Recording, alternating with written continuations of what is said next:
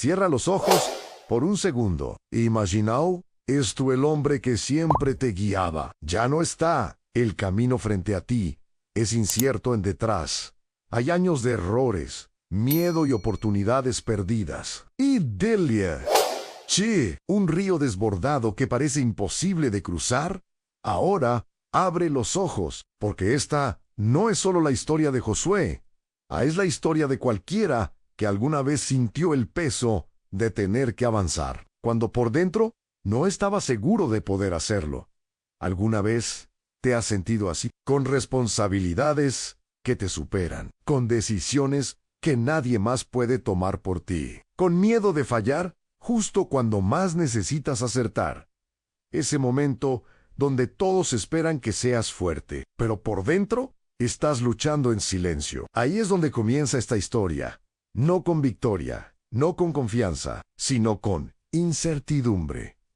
Porque antes de ver murallas caer, antes de conquistar promesas, Josué tuvo que enfrentarse a algo mucho más difícil, a sus propias dudas. Y tal vez hoy, esa también es tu batalla. El llamado que rompe el silencio, imagina el ambiente. No hay música, no hay celebración, no hay movimiento. Solo silencio, un silencio pesado. El desierto, ese mismo que fue testigo de milagros, provisión y también de quejas constantes, ahora parece quedarse en pausa, como si el tiempo mismo estuviera conteniendo la respiración. Moisés ha muerto. No es solo la muerte de un líder, es el fin de una era. El hombre que desafió a Faraón, que abrió el mar, que habló con Dios en el monte, ya no está, y el pueblo lo sabe. Se siente en el aire una mezcla de duelo, incertidumbre y miedo, porque cuando una figura tan grande desaparece, lo que queda no es solo tristeza. Es una pregunta que nadie quiere hacer en voz alta. ¿Y ahora qué? Y en medio de ese momento, hay un hombre en particular que siente ese peso más que nadie en Josué. No es un desconocido. Ha estado allí todo el tiempo. Fue el ayudante cercano de Moisés, el que subía parcialmente al monte, el que permanecía en el tabernáculo cuando otros se alejaban. Fue uno de los 12 espías que vio la tierra prometida, y uno de los pocos que creyó que sí era posible conquistarla. Pero una cosa es creer desde atrás, y otra muy distinta es liderar desde adelante. Ahora no hay alguien delante de él. Ahora todos lo miran. Puedes imaginarlo. Quizás Yipai mirando el horizonte, con pensamientos cruzando su mente. ¿Seré capaz? ¿Podré guiar a este pueblo? ¿Y si fallo? Porque, aunque la Biblia no detalla cada emoción, sabemos algo muy humano. Dios no la diría: esfuérzate y sé valiente a alguien que no estaba sintiendo temor. Y entonces ocurre en medio del silencio, Dios habla, no con un discurso largo, no con explicaciones complejas, sino con una afirmación directa, firme, que corta la duda como una espada. Moisés, mi siervo, ha muerto. Ahora levántate. No hay espacio para quedarse detenido en el pasado. No hay permiso para paralizarse. Dios no ignora lo que pasó, pero tampoco permite que eso detenga lo que viene. Y luego vienen palabras que no solo informan, sostienen: yo estaré contigo, como estuve con Moisés. Detente un segundo ahí. No dice: serás como Moisés. Dice algo más poderoso: no estarás solo, porque el éxito de Josué no dependería de compararse con su líder anterior, sino de confiar en la misma presencia que lo respaldaba. Y aquí hay un detalle profundo desde el contexto bíblico. En esa cultura, la figura del líder estaba fuertemente ligada a la seguridad del pueblo. Un cambio de liderazgo podía significar inestabilidad total, pero Dios interviene directamente para afirmar autoridad y continuidad. No cambia el propósito, no cambia la promesa, no cambia su presencia, solo cambia el instrumento. Y entonces, como si supiera exactamente lo que hay dentro del corazón de Josué, Dios repite una frase, una y otra vez: esfuérzate y sé valiente no es motivación vacía. Es una orden cargada de propósito, porque lo que Josué tiene delante no es sencillo. Han un río imposible, ciudades fortificadas, enemigos organizados y un pueblo emocionalmente frágil. Pero Dios no le da primero estrategias de guerra, le da una base espiritual. No se aparte de tu boca este libro. Medita en el día y noche. Antes de conquistar tierra, debía estar firme por dentro. Antes de liderar a otros, debía aprender a sostener su propia fe.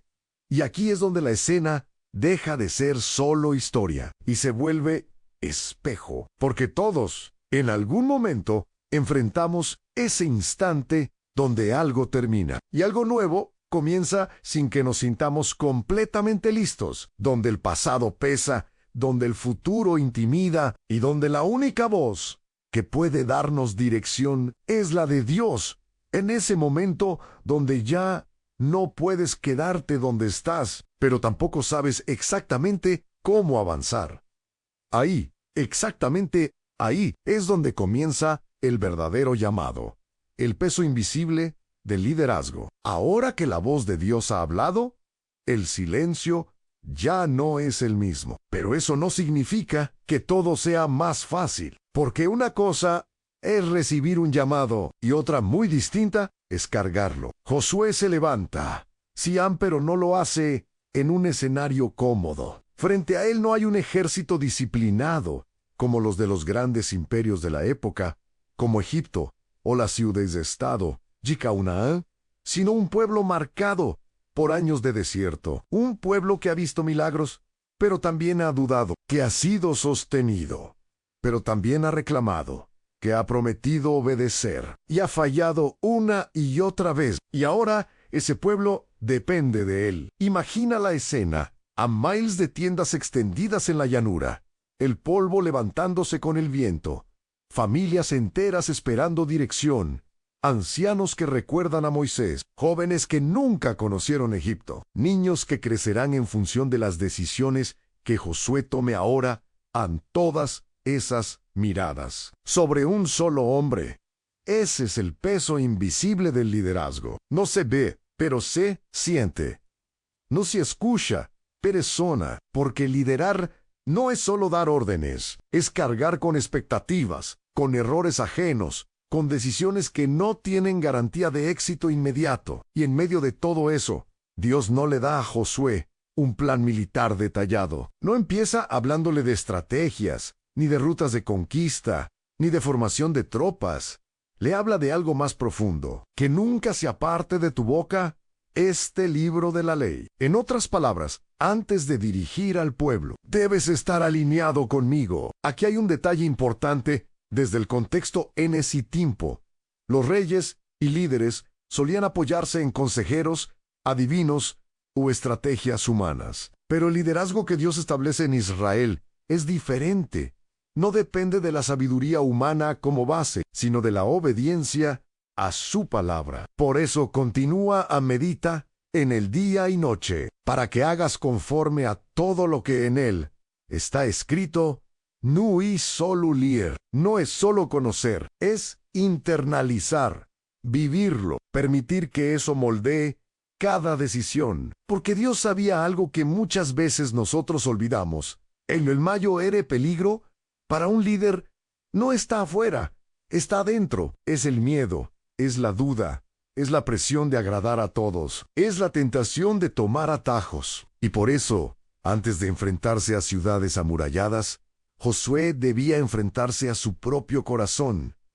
Debía aprender a permanecer firme cuando las emociones cambian, a confiar cuando no hay resultados inmediatos, a obedecer incluso cuando no entiende completamente el porqué. Y entonces, como si quisiera asegurarse de que Josué lo grabara profundamente en su interior, Dios repite otra vez: esfuérzate y sé valiente. No temas ni desmayes, no, porque Josué no lo hubiera escuchado antes, sino porque lo iba a necesitar una y otra vez. Y aquí es donde esta escena se vuelve profundamente personal, porque tal vez Tú no estás liderando un pueblo en el desierto, pero si estás cargando responsabilidades, una familia, un trabajo, decisiones que afectan a otros, y a veces ese peso también se siente invisible. Nadie ve tus luchas internas, nadie escucha tus dudas cuando estás en silencio, pero están ahí,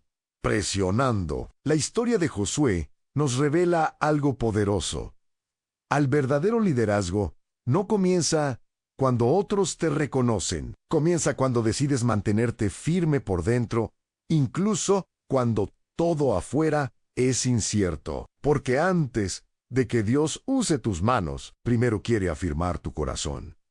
Y ese proceso apenas está comenzando. El cruce que parecía imposible, y con ese peso en el corazón, Josué da la orden, el pueblo comienza a moverse. Después de años en el desierto, ya no están dando vueltas sin rumbo. Ahora hay dirección, hay un destino claro en la tierra prometida, pero antes de pisarla, hay un obstáculo que se levanta frente a ellos como una barrera imposible. El río Jordán no es un pequeño arroyo que se puede saltar. En esa época del año, según el mismo relato bíblico, el Jordán se desbordaba por sus orillas. Era temporada de cosecha y las aguas bajaban con fuerza desde el norte, alimentadas por las lluvias y el deshielo del monte Hermón.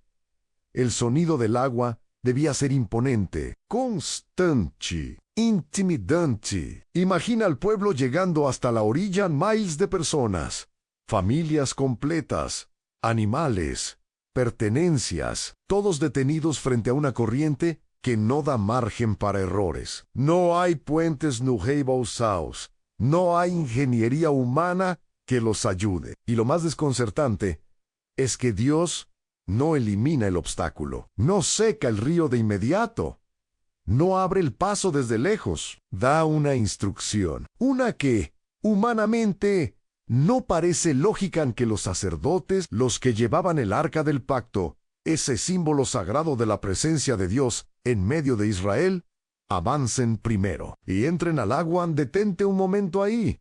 No es que el agua se abre y luego ellos avanzan. Es al revés.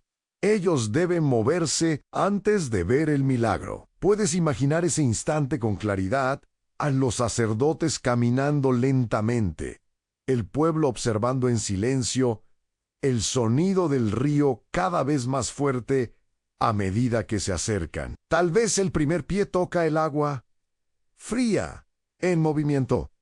Luego el segundo, y justo en ese momento, sucede.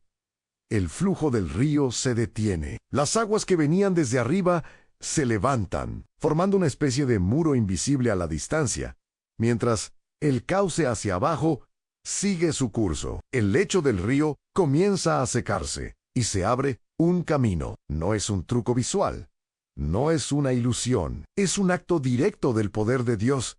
Y entonces, uno a uno, el pueblo comienza a cruzar, miles de personas caminando sobre lo que momentos antes era una corriente imposible de atravesar. El suelo, firme bajo sus pies, el arca en medio del río, sostenida por los sacerdotes, como recordándoles que no era su fuerza, sino la presencia de Dios, lo que hacía posible ese paso. Este momento no solo es geográfico, es profundamente espiritual, porque el Jordán representa ese punto donde ya no puedes depender de lo que sabes, donde necesitas confiar completamente. Y aquí hay algo que no se puede ignorar.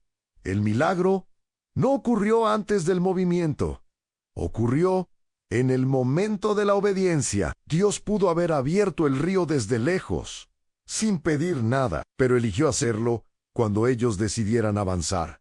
¿Por qué? Porque la fe no crece cuando todo está resuelto. Crece cuando das un paso sin garantías visibles. Y ahora, mientras el pueblo termina de cruzar, algo cambia dentro de ellos. Ya no son los mismos que llegaron temerosos a la orilla. Han visto con sus propios ojos que el Dios que abrió el Mar Rojo en tiempos de Moisés sigue actuando ahora, que su poder no murió con el líder anterior, que su presencia no se quedó en el pasado. Y eso prepara el terreno para lo que viene después, las piedras que no se pueden olvidar. El pueblo termina de cruzar. Los últimos pasos resuenan sobre la tierra húmeda que hace apenas unos momentos estaba cubierta por el río. El sonido del agua vuelve poco a poco a su cauce, como si nada hubiera pasado, como si ese milagro no hubiera dejado huella visible en el paisaje. Pero Dios sabe algo que nosotros también conocemos muy bien: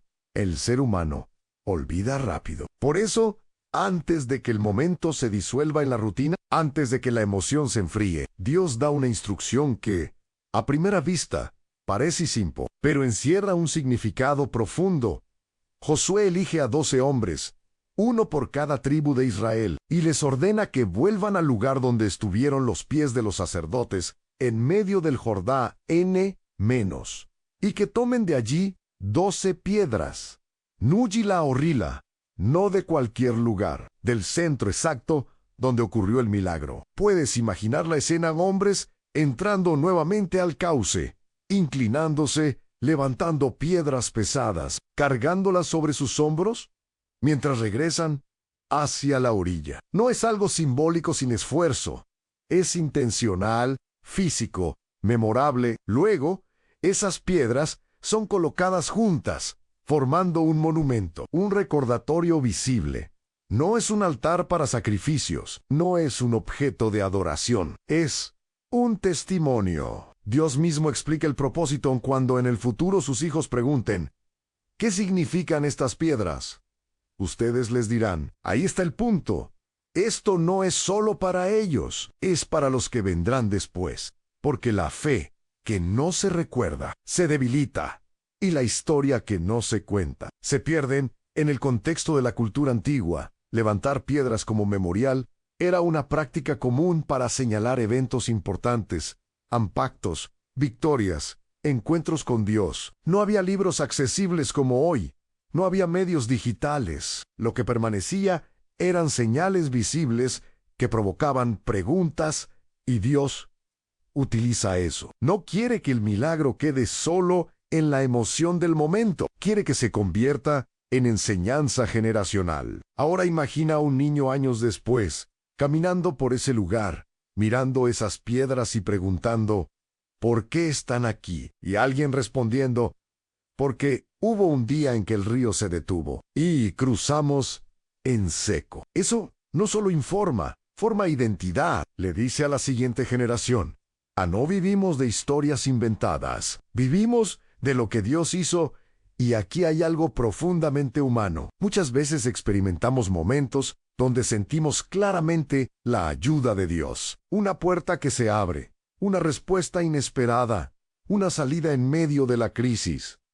Pero pasa el tiempo, la vida sigue, y lo olvidamos. Y cuando llega el siguiente problema, actuamos como si nunca hubiéramos visto un milagro. Por eso este acto no es solo histórico, es espiritual. Josué está enseñando al pueblo algo esencial. Al recordar, no es opcional. Es necesario recordar. Te ancla cuando todo se mueve. Recordar te da perspectiva cuando el miedo aparece. Recordar te conecta con la fidelidad de Dios en medio de nuevas incertidumbres. Y mientras esas piedras quedan firmes, silenciosas, pero llenas de significado, el pueblo avanza. Pero ahora ya no caminan solo con expectativa, caminan con memoria. La estrategia que desafía la lógica, con el Jordán ya detrás y las piedras del recuerdo aún frescas en la mente. El pueblo avanza unos kilómetros hasta acampar en Gilgal,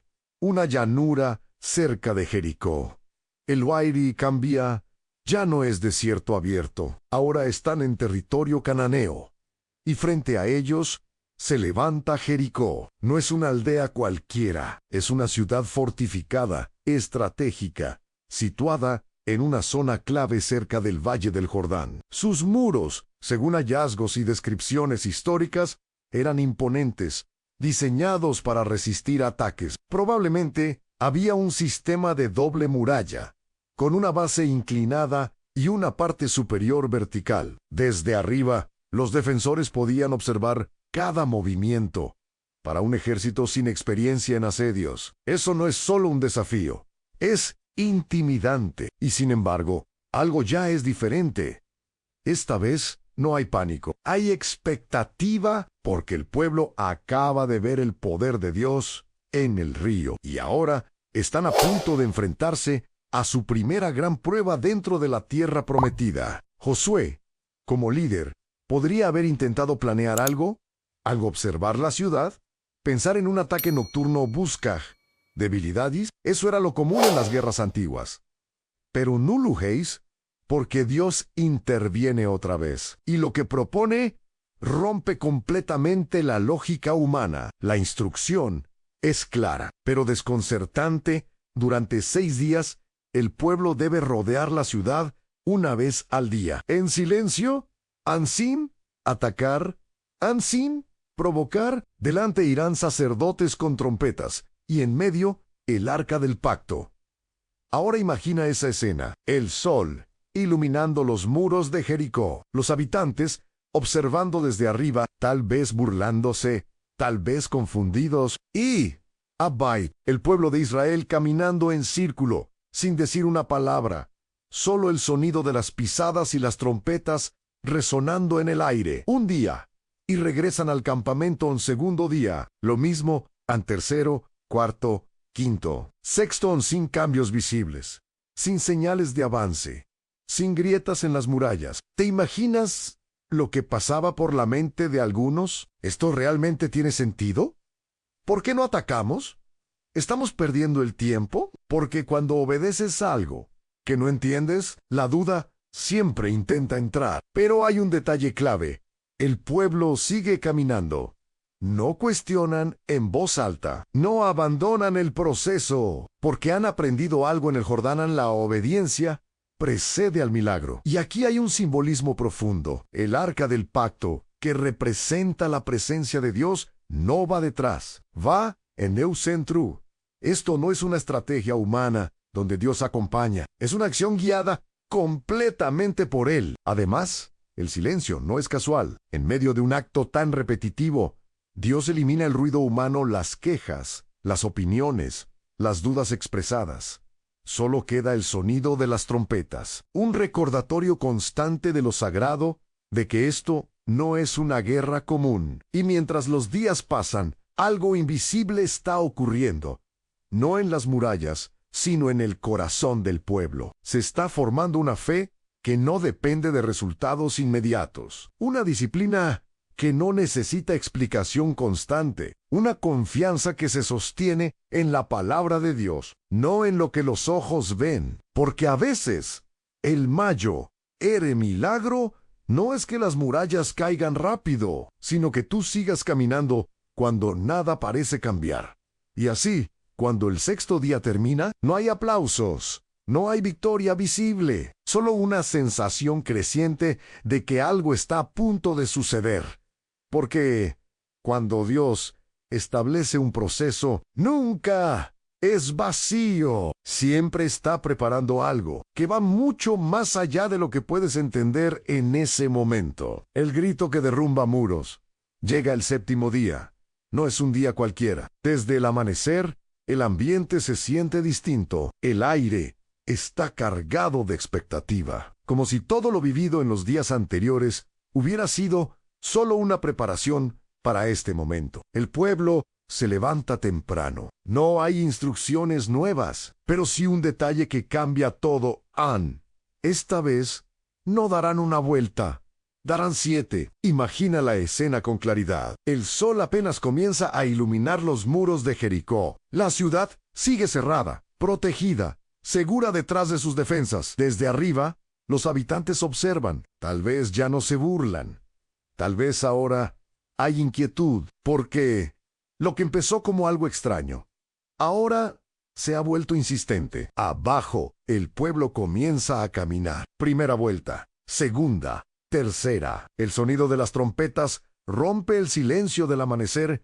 No es música alegre, es un sonido firme, penetrante, que se repite una y otra vez, como marcando un ritmo invisible. Cuarta vuelta, quinta, sexta. El cansancio empieza a sentirse. Las piernas pesan. El calor aumenta y las murallas siguen intactas, No hay grietas, no hay señales de debilidad. Solo piedra, firme, imponente, y entonces la séptima vuelta. Este es el momento donde todo converge. Años de espera en el desierto. El cruce del Jordán, los días de obediencia sin resultados visibles. Todo apunta a este instante. Y entonces, Josué da la orden. Por primera vez en todo el proceso, el silencio se rompe. Gritad. No es un grito desordenado. No es desesperación. Es un acto de fe. Puedes imaginar ese segundo suspendido en el tiempo. El pecho llenándose de aire, miles de voces preparándose al mismo tiempo. Y entonces, un grito, un sonido poderoso, colectivo, que sacude el ambiente. Las trompetas resuenan con más fuerza. La tierra parece vibrar. Y en ese preciso momento, las murallas caen, no se agrietan lentamente. No se den poco a poco, se desploman. Lo que durante años fue símbolo de seguridad, cae en segundos san. Y el pueblo lo ve, lo escucha, lo siente. No hay explicación humana suficiente. No hay estrategia militar que lo justifique. No fue la fuerza del pueblo, ni el volumen del grito. Fue la respuesta de Dios a una obediencia sostenida. Y aquí está el detalle que transforma todo. El milagro no ocurrió en el primer día, ni en el segundo ni en el tercero. Ocurrió después de completar el proceso, después de caminar cuando no había resultados, después de obedecer sin entender completamente, porque muchas veces lo que parece repetitivo, en realidad, está construyendo el momento donde todo cambia. Y mientras el polvo se levanta, mientras las piedras caen, mientras el camino se abre hacia el interior de la ciudad, algo queda claro para todos. No hay muro que pueda resistir cuando Dios decide intervenir. Pero también queda otra verdad, más silenciosa, más personal. Las murallas no cayeron por un acto aislado, cayeron por una fe que no se detuvo antes de tiempo. Y ahora el camino está abierto, pero lo que viene pondrá a prueba algo diferente. La pequeña derrota que revela un gran problema. El polvo de Jericó aún está en el aire. La victoria ha sido contundente, visible, imposible de ignorar. El pueblo ha visto caer murallas que parecían invencibles, y la confianza, naturalmente, crecido. Y ahí, justo ahí, es donde aparece el siguiente desafío. Una ciudad llamada Ai, diferencia de Jericó. Ai no, impresiona, no tiene muros imponentes, ni una reputación que intimide. Es pequeña, aparentemente vulnerable. Desde una perspectiva humana, parece un paso sencillo, casi automático. Josué envía espías, como era costumbre en ese tiempo, para evaluar el terreno y la defensa. Ellos regresan con un informe que suena confiado, incluso relajado. No suba todo el pueblo, bastan unos pocos. En otras palabras, esto será fácil. Y ahí está el primer cambio. Ya no hay una búsqueda directa de dirección divina como en Jericó. Ya no hay instrucciones específicas de Dios registradas antes del ataque. Hay evaluación humana, lógica, experiencia. Y Josué actúa en base a eso. Un grupo reducido de hombres sube a atacar Ai. Pero lo que parecía una victoria segura se convierte en una escena completamente distinta. El pueblo de Ai resiste y contraataca, y los hombres de Israel huyen en sí. Huyen. El texto bíblico menciona que algunos murieron en esa retirada. El número no es lo más impactante.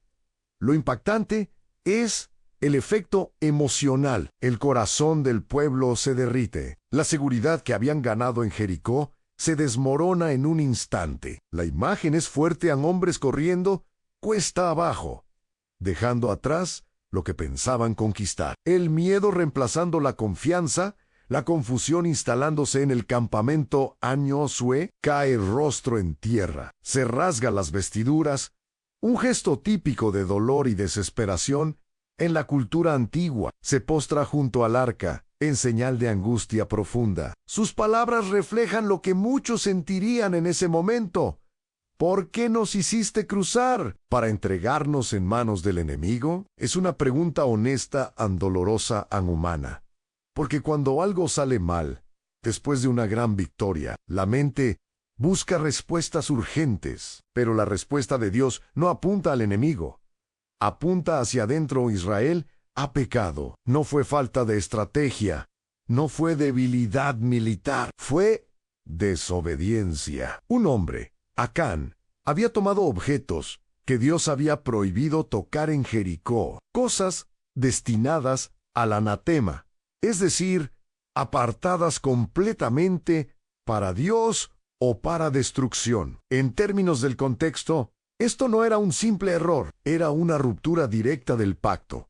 Y lo más impactante, fue en secreto. Nadie lo vio, a nadie lo denunció, pero estaba ahí, oculto, enterrado entre sus pertenencias. Y ese acto individual afectó a toda la comunidad. Aquí hay una verdad que incomoda, pero es real. No todo fracaso viene de afuera. Algunos nacen de lo que permitimos en lo oculto.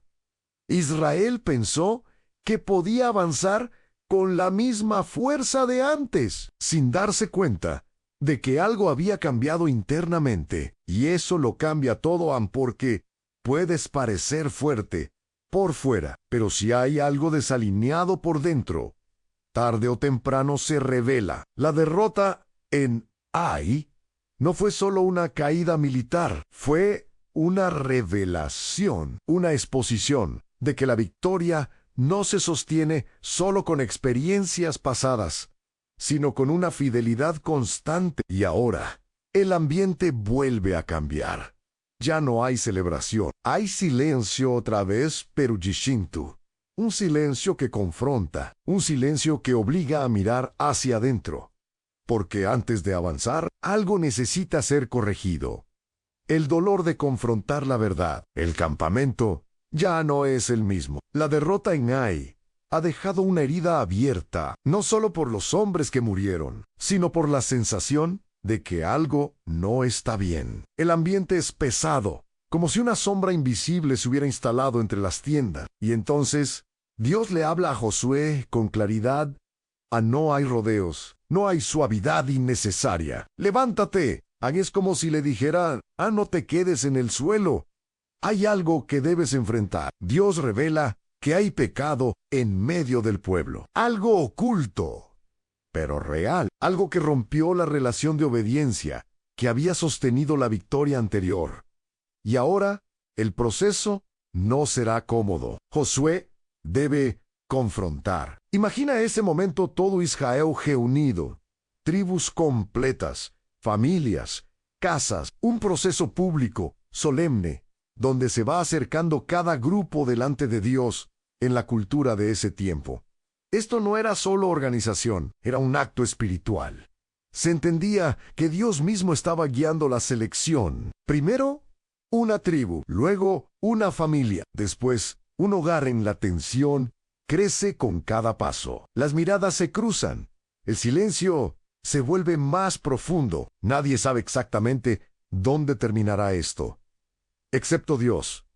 Y finalmente se detiene Acán, un solo hombre. Tal vez su corazón ya latía con fuerza desde el inicio. Tal vez cada paso del proceso aumentaba su ansiedad, porque lo que estaba oculto ahora está a punto de salir a la luz en Josué. Se acerca, no con violencia, sino con firmeza. Filio meu, da gloria a Dios. Y dime la verdad, no es solo una acusación, es una oportunidad para reconocer. Y entonces, Acán habla, confiesa, relata lo que hizo. Vio entre el botín un manto babilónico, una prenda valiosa, posiblemente traída de regiones lejanas como Babilonia, conocida por sus tejidos finos, junto con plata y oro. Lo vio, lo codició. Lo tomó, lo escondió. Esa secuencia es importante. No empezó con la acción, empezó con el deseo. Y eso conecta profundamente con la experiencia humana. Porque muchas veces lo que termina en un error visible comenzó como algo pequeño, interno, aparentemente inofensivo, pero creció Y ahora está expuesto. Los objetos son encontrados exactamente donde él dijo, han enterrados bajo su tienda. Aquello que pensó que nadie vería, estaba ahí, oculto, pero no invisible para Dios. Y aquí viene uno de los momentos más difíciles del relato. Hay consecuencias tan serias, tan dolorosas, porque en ese contexto del pacto que Israel tenía con Dios, la desobediencia no era un asunto individual aislado, afectaba a toda la comunidad. La santidad no era opcional, era parte del acuerdo que sostenía su relación con Dios. No es una escena fácil de procesar, no es cómoda, pero es real, y muestra algo que muchas veces evitamos. A la verdad confronta, pero también limpia, porque mientras el pecado permanecía oculto, el pueblo estaba debilitado sin saberlo, pero al salir a la luz, se abre la puerta para restaurar lo que se había roto. Josué aprende algo profundo aquí. Liderar no es solo animar en tiempos de victoria, también es tener el valor de enfrentar lo que está mal, incluso cuando duele. Y el pueblo también aprende que no se puede avanzar ignorando lo que está escondido, porque lo oculto, tarde o temprano, afecta lo visible. Y ahora, después de este momento tan intenso, tan necesario, el ambiente comienza a cambiar otra vez. No porque todo sea perfecto, sino porque lo que estaba oculto. Y Anulú está la restauración después de la caída. Después de uno de los momentos más tensos y dolorosos que el pueblo había vivido, el silencio vuelve. Pero esta vez no es un silencio de incertidumbre. Es un silencio limpio. El pecado ha sido expuesto. Lo oculto ya no está enterrado bajo la tierra, ni bajo la conciencia. Y aunque el proceso fue duro, algo ha cambiado profundamente en el campamento. Ahora hay claridad. Y en medio de esa claridad, Dios vuelve a hablar. Esa es una de las señales más poderosas de restauración. Dios no guarda silencio, no se aleja, no cancela el propósito. Le dice a Josué, no temas ni desmayes. Son palabras familiares, pero en un contexto completamente distinto. Antes eran para enfrentar lo desconocido. Ahora son para levantarse después de haber caído, porque una cosa es avanzar hacia lo nuevo, y otra muy distinta es volver a levantarte cuando has fallado. Y Dios toma contigo a toda la gente de guerra y sube contra Ayen. Esto ya marca una diferencia importante. Antes, el pueblo fue con confianza humana, ahora van con dirección divina. Antes, pensaron que podían resolverlo con pocos. Ahora Dios involucra a todos. No solo cambia la estrategia, cambia la actitud. Y aquí se revela algo clave. La restauración no significa volver a hacer lo mismo. Significa hacerlo correctamente. Dios le da a Josué un plan específico. Esta vez, si hay una estrategia clara, una emboscada. Parte del ejército se ocultará detrás de la ciudad, mientras otro grupo hará un ataque frontal y luego simulará una retirada. Es una táctica inteligente, coherente con prácticas militares de la época, pero guiada directamente por Dios. En la noche cae. El movimiento es silencioso. Los hombres toman posiciones. El aire está cargado de tensión, pero ya no es la tensión de la duda, es la de una oportunidad renovada. Amanece, el ataque comienza. Los hombres de Jai, recordando su victoria anterior, salen confiados. Ven al ejército de Israel avanzar y luego retroceder. Parece la misma escena, parece la misma historia.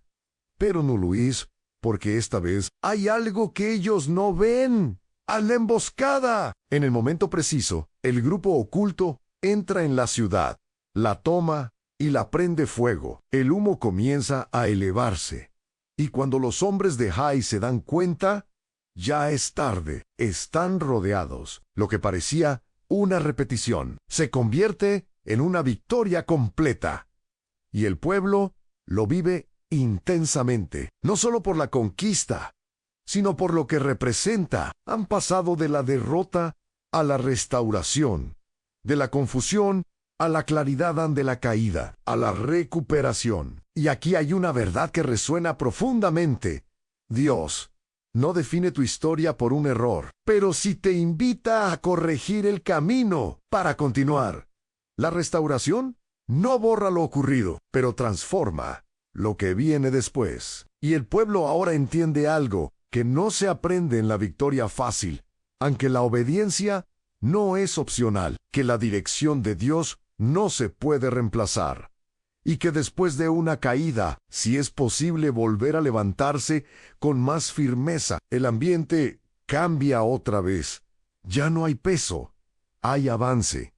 Pero a medida que avanzan, nuevos desafíos están en camino, y no todos vendrán con apariencia de amenaza. El engaño que no parecía peligroso. Y justo cuando todo parece ir bien, cuando el pueblo vuelve a caminar con seguridad, cuando la voz de Dios ha sido escuchada nuevamente, aparece un nuevo tipo de amenaza. No llega con espadas levantadas, no viene con gritos de guerra. Llega en silencio, disfrazada. Desde lejos, un grupo de hombres se acerca al campamento de Israel.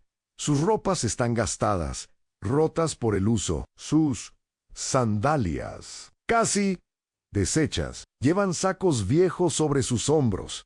Y cuando abren sus provisiones, el pan está seco, quebradizo, como si hubiera pasado mucho tiempo desde que fue horneado. Todo en ellos cuenta una historia, pero no es una historia verdadera. Son los Gabaonitas, un pueblo cercano que había escuchado lo que Israel había hecho en Jericó y en Ayán.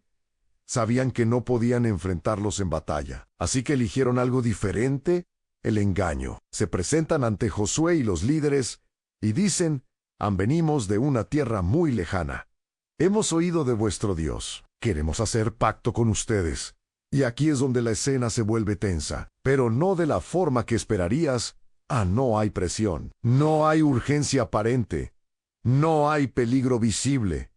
Y precisamente por eso es peligroso, porque no todo lo que parece inofensivo lo es. El texto bíblico deja una frase clave, casi silenciosa, pero cargada de significado. Y los hombres de Israel tomaron de sus provisiones y no consultaron a Dios. No consultaron después de todo lo vivido, después de la lección dolorosa en Ai. Este detalle vuelve a abrir una grieta. Observan, analizan, concluyen, pero no preguntan. Y eso cambia todo, porque en la cultura del antiguo cercano Oriente, hacer un pacto no era algo ligero, era un compromiso profundo, vinculante, muchas veces sellado delante de Dios. Romperlo no era solo una falta política, era una ofensa espiritual. Josué y los líderes aceptan, hacen un pacto de paz con ellos, y pasan 3 días, solo 3 días, hasta que descubren la verdad. No venían de lejos, no eran extranjeros lejanos, eran vecinos. En el engaño queda expuesto. Ahora, imagina ese momento. El pueblo comienza a murmurar. Hay incomodidad, frustración, incluso enojo, porque se sienten engañados. Pero también saben que cometieron un error. Y aquí aparece otra tensión profunda: romper el pacto. Sostenerlo, aunque fue hecho bajo engaño, fue hecho, y los líderes toman una decisión difícil. Lo mantendrá, porque su palabra fue dada. Los Gabaonitas vivirán, pero servirá. Cargarán agua, cortarán la estarán dentro del pueblo, pero en una posición de servicio. Y esto deja una lección que pesa, que incomoda, pero que es profundamente real. No todos los errores vienen por rebeldía. Algunos vienen por descuido, por no detenerse, por confiar en lo visible, por no consultar a Dios en decisiones que parecen pequeñas, mas no usan, porque no todo enemigo se presenta como enemigo. Algunos llegan con apariencia de oportunidad, de paz, de solución rápida. Y si no hay discernimiento, pueden entrar directamente en tu vida con tu propia aprobación. El pueblo sigue avanzando. Sí, pero ahora, con una nueva marca en su historia. Una que no vino por desobedecer abiertamente, sino por no buscar dirección. Y mientras la historia continúa, queda claro algo. No basta con haber aprendido una lección. Hay que vivir atento constantemente cuando Dios interviene más allá de lo natural.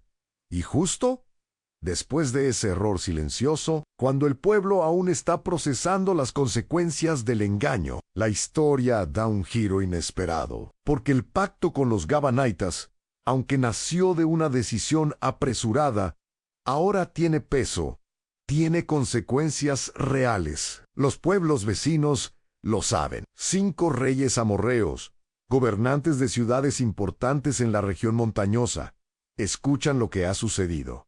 No solo que Israel ha derrotado a Jericó y Ai, sino que Gabaón, una ciudad grande y fuerte, ha hecho paz con ellos. Y eso cambia el tablero. Para estos reyes, Gabaón ahora es una amenaza interna, una ciudad que ha decidido no resistir, sino alinearse con Israel.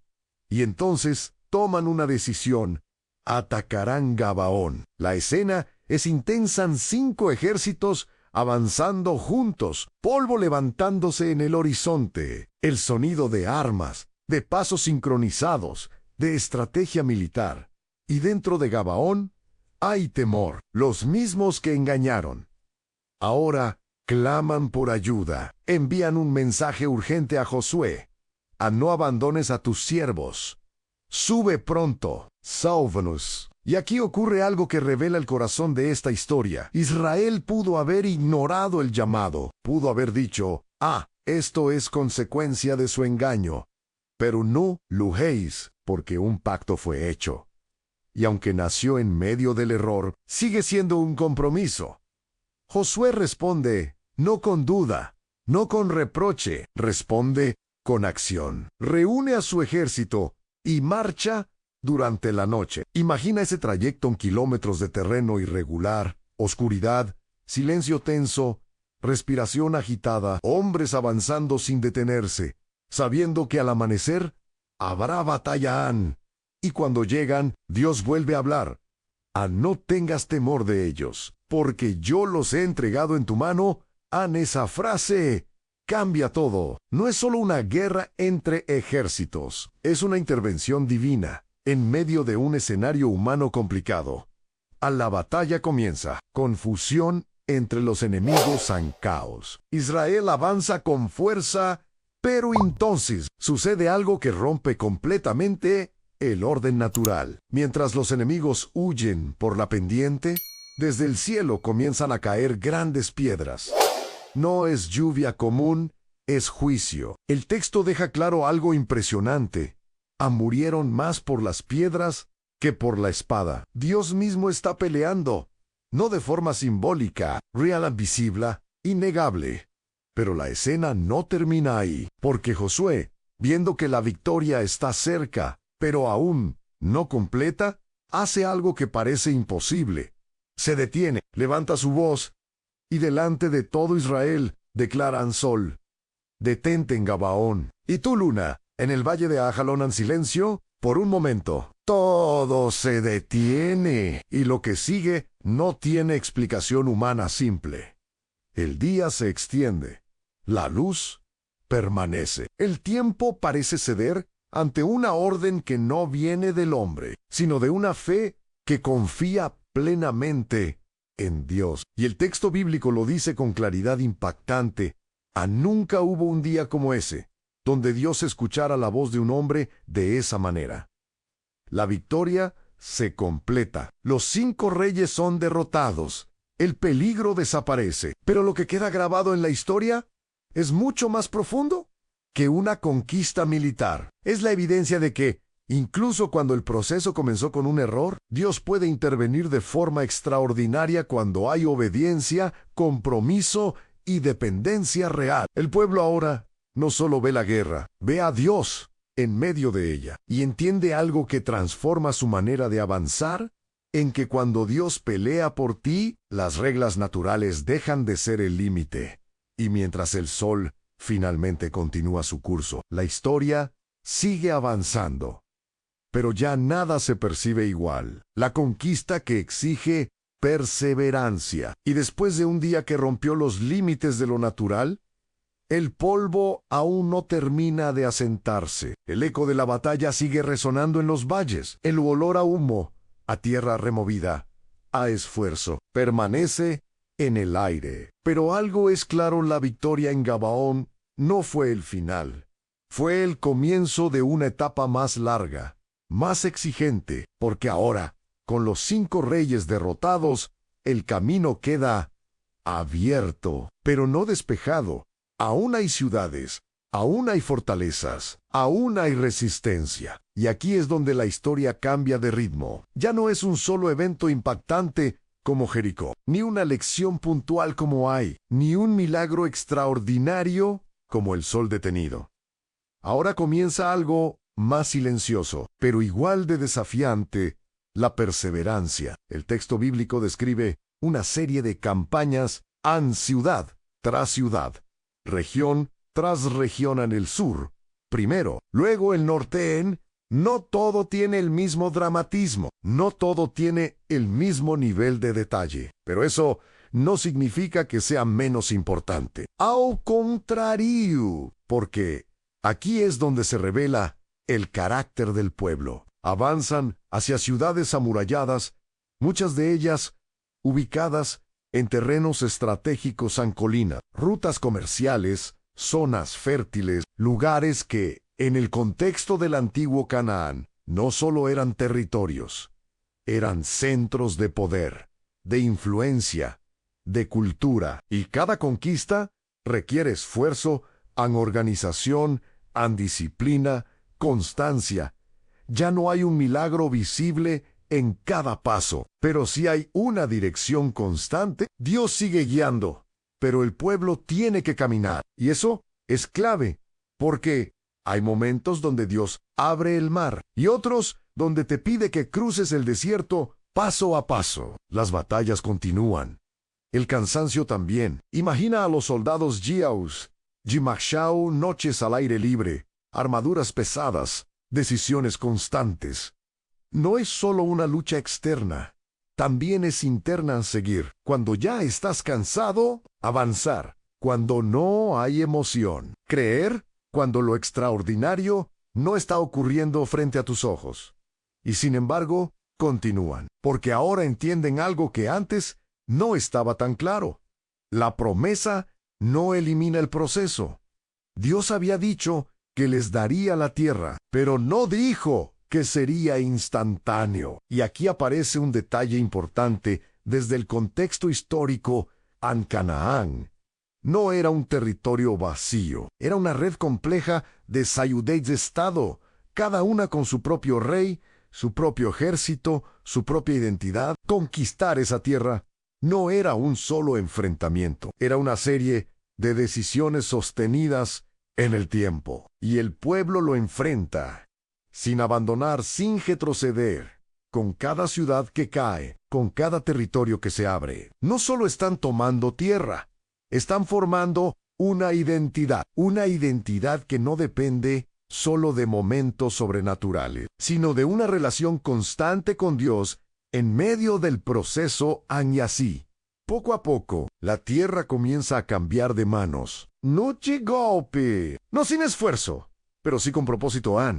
Y mientras avanzan, algo queda claro en lo profundo de esta historia: que hay victorias que se ganan en un día y otras que se construyen con fidelidad a lo largo del tiempo. Y ambas requieren lo mismo en el corazón: confianza y perseverancia.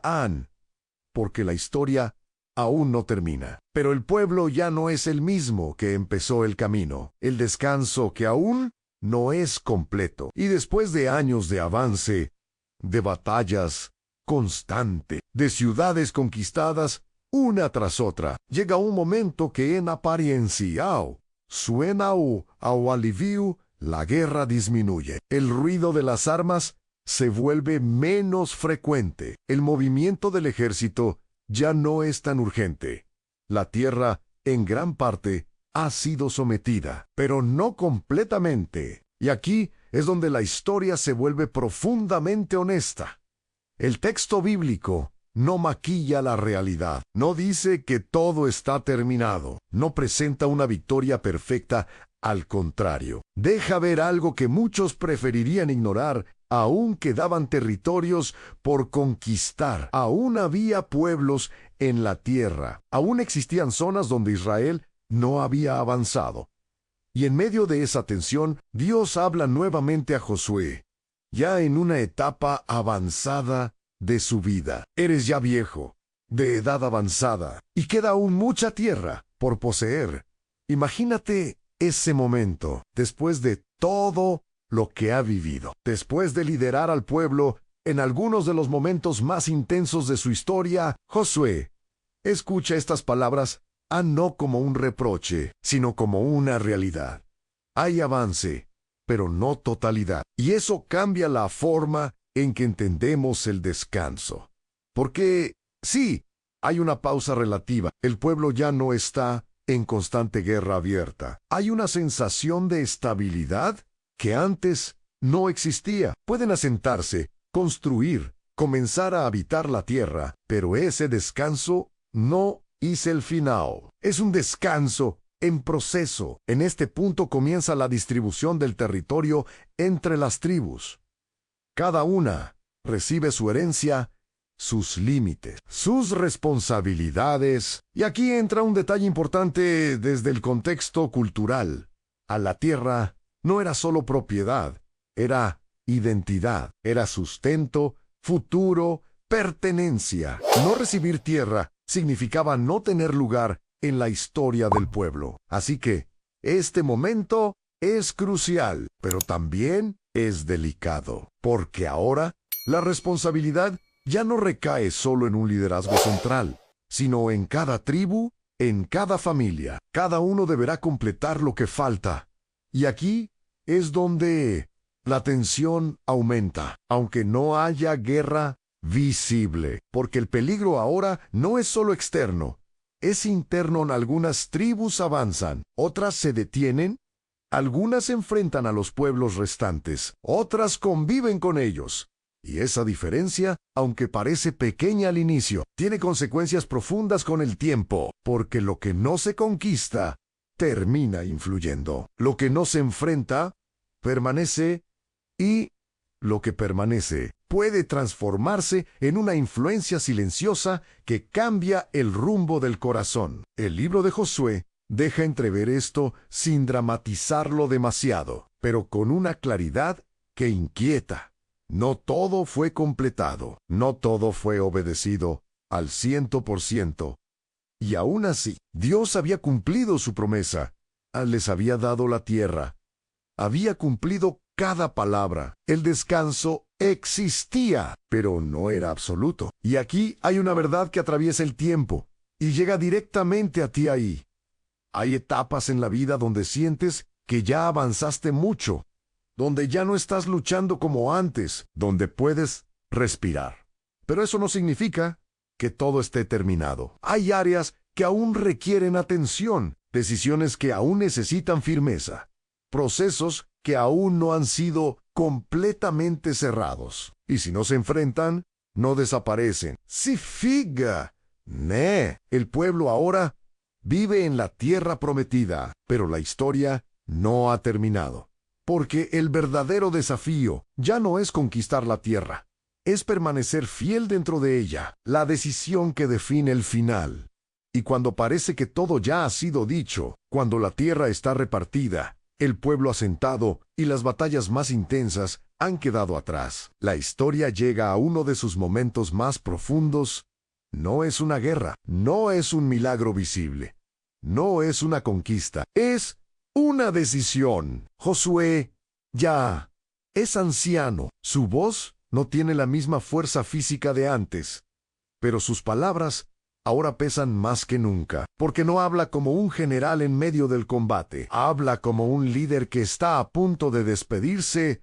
Reúne al pueblo, tribus, ancianos, jueces, oficiales, Todos están allí. El ambiente es distinto. No hay prisa, hay atención. No hay tensión de batalla, hay una tensión más profunda, la del corazón. Y entonces Josué comienza a recordar. No inventa nada nuevo, no trae estrategias. Hace algo mucho más poderoso al repasa la historia. Les recuerda de dónde lo sacó Dios, cómo atravesaron el Jordán, cómo cayeron murallas imposibles, cómo vencieron enemigos más fuertes que ellos. Les hace ver algo que quizá en medio del proceso no siempre notaron. No fue vuestra espada, ni vuestro arco, fue Dios.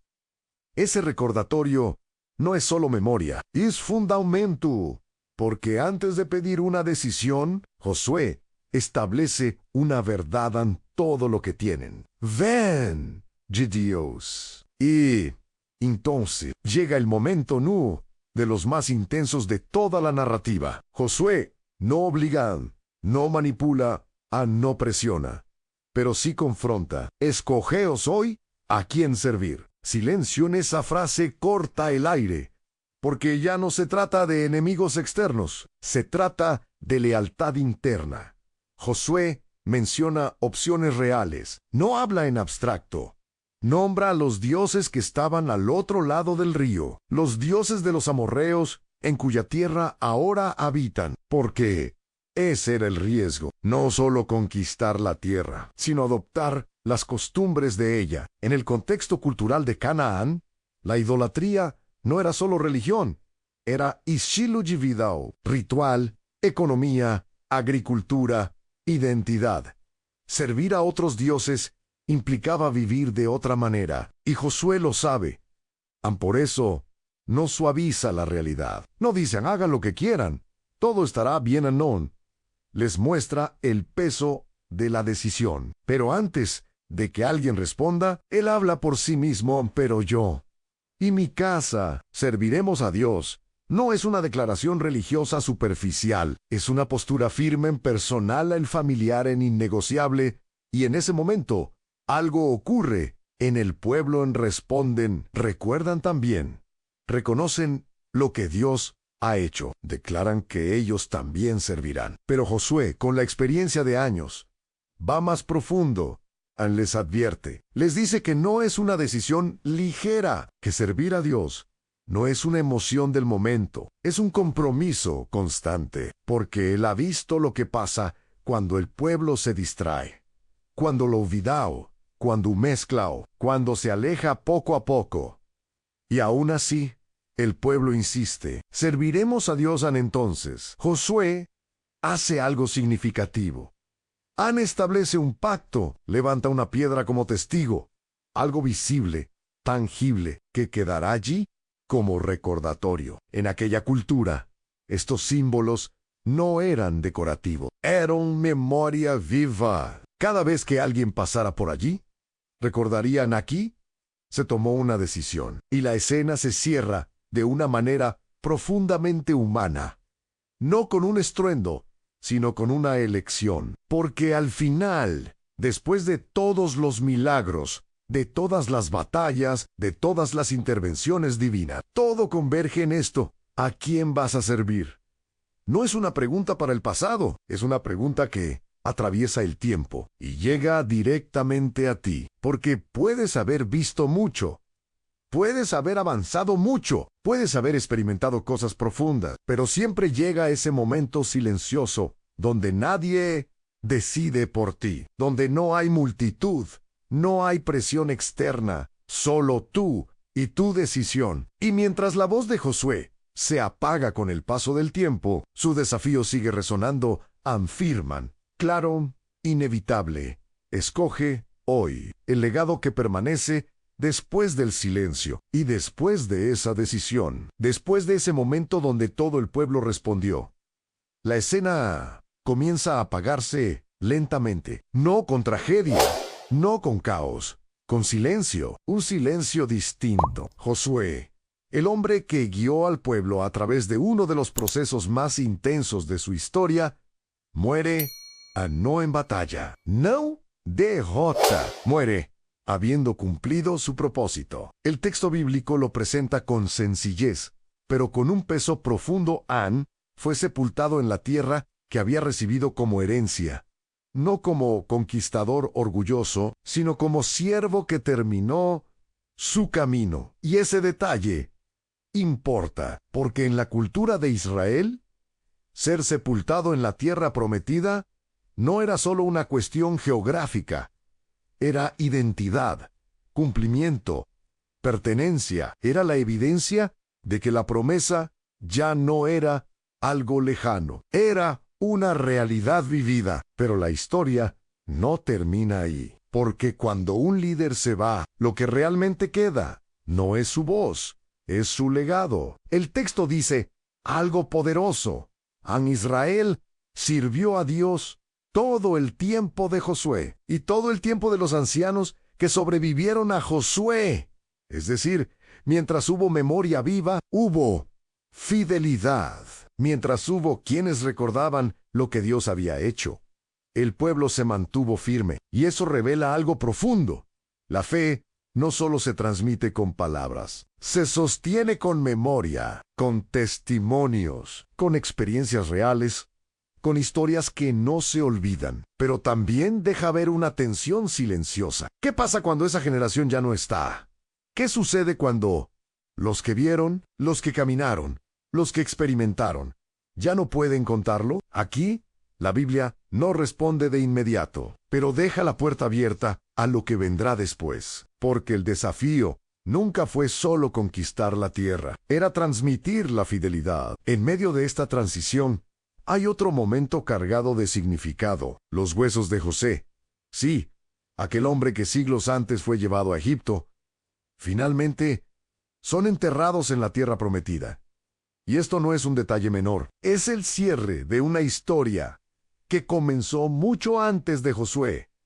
Había hecho jurar que, cuando Dios visitara a su pueblo, llevarían sus restos consigo. Y ahora, ese momento se cumple. Imagina eso: generaciones enteras pasando ese encargo. Años de esclavitud, décadas de desierto, guerras, conquistas, y aún así, no olvidaron.